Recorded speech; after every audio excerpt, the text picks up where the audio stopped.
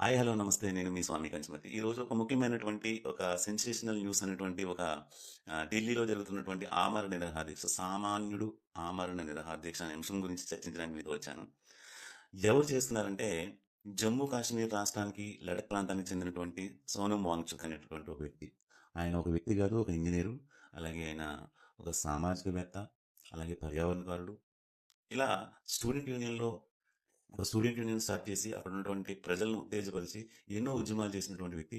అలాంటి వ్యక్తికి ఫిలిప్పీన్స్ ప్రభుత్వం ఇచ్చేటటువంటి రామన్ మెగసెసే అవార్డ్, దాన్ని ఆసియా నోబెల్ అంటాం.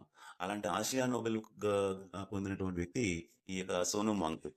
ఆయన ఈరోజు 22 రోజుల నుంచి మన ఢిల్లీ కేంద్రంగా ఆమరణ నిరాహార దీక్ష, అంటే ప్రజాస్వామ్యయుతంగా అసలు ర్యాలీలు లేవు, రాస్తారోకోలు లేవు, చాలా శాంతియుతంగా ఆమరణ నిరాహార దీక్ష చేస్తున్నాడు. ఎందుకు చేస్తున్నాడు అంటే, నీట్ పరీక్ష నిర్వహించేటటువంటి తీరు బాలేదు.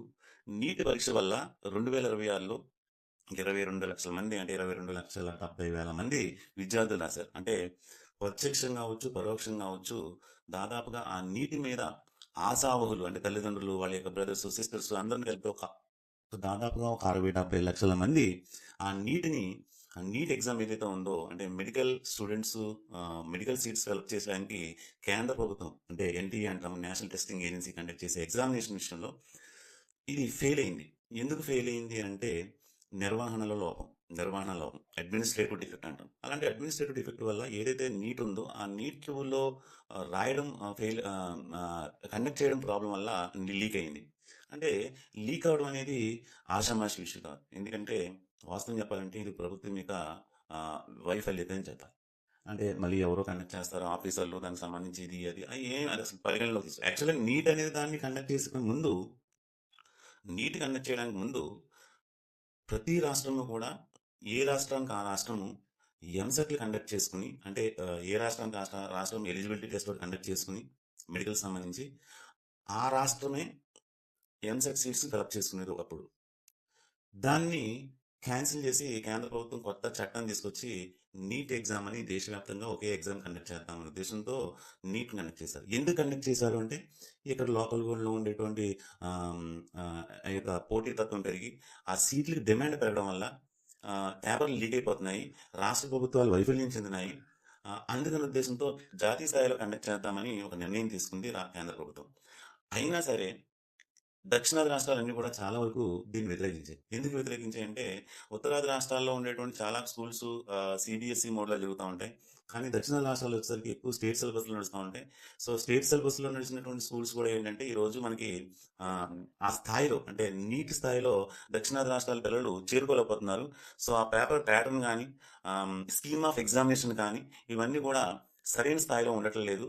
నీట్ అనేది ఒక పరీక్ష నిర్వహించాలంటే రెండు రకాలైనటువంటి కొలమానాలు ఉంటాయి. విశ్వసనీయత ఉండాలి, సప్రమాణత ఉండాలి.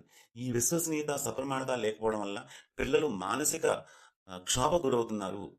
ఒక సంవత్సరం ఒక పేపర్ ఒకలాగా వస్తే, రెండో సంవత్సరం ఇంకొకలా వస్తుంది, మూడో సంవత్సరం ఒకలాగా వస్తుంది. మొన్నటికి మనం చూస్తే, మన ఎగ్జామినేషన్ కండక్ట్ చేసినప్పుడు, అంటే లీక్ అయిన పేపర్ ఏదైతే ఉందో ఆ పేపర్ కండక్ట్ చేసే పేపర్ యొక్క డిఫికల్టీ లెవెల్ చూస్తే చాలా ఈజీగా ఉంది, చాలా మంది మార్కులు తీసుకున్నారు. మళ్ళీ రీనీట్ కండక్ట్ చేసినప్పుడు ఇట్స్ టూ మోడరేట్, చాలా డిఫికల్ట్గా ఉంది.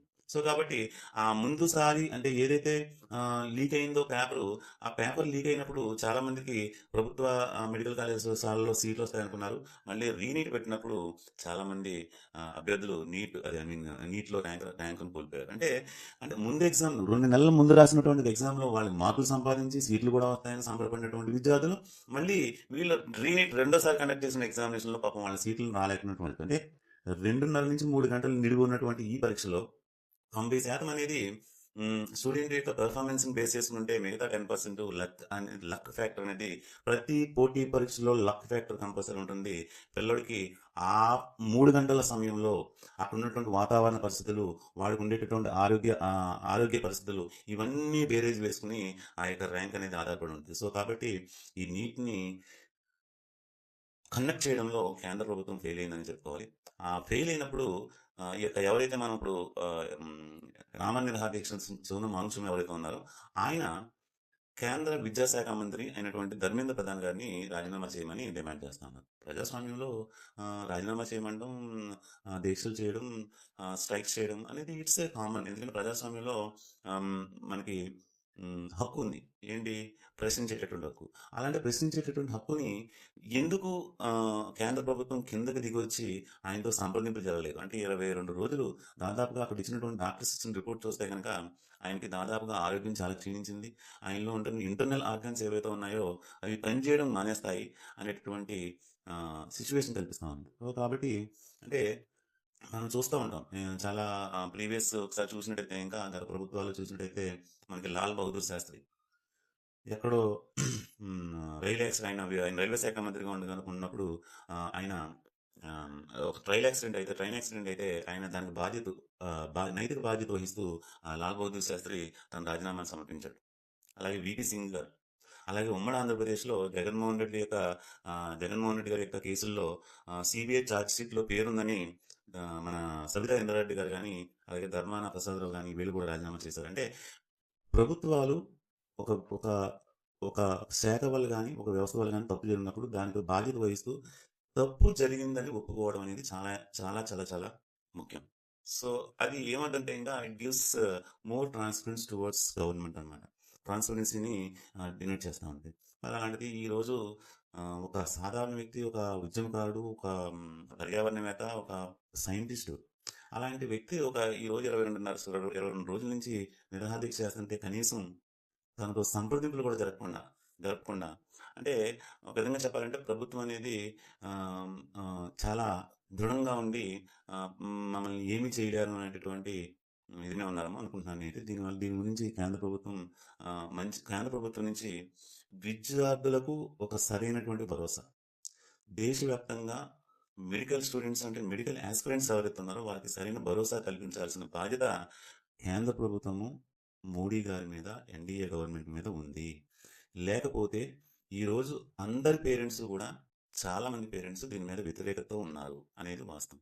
Thank you so much. మరొకసారి మంచి వీడియోతో మీ ముందుకు వస్తాను. Thank you so much.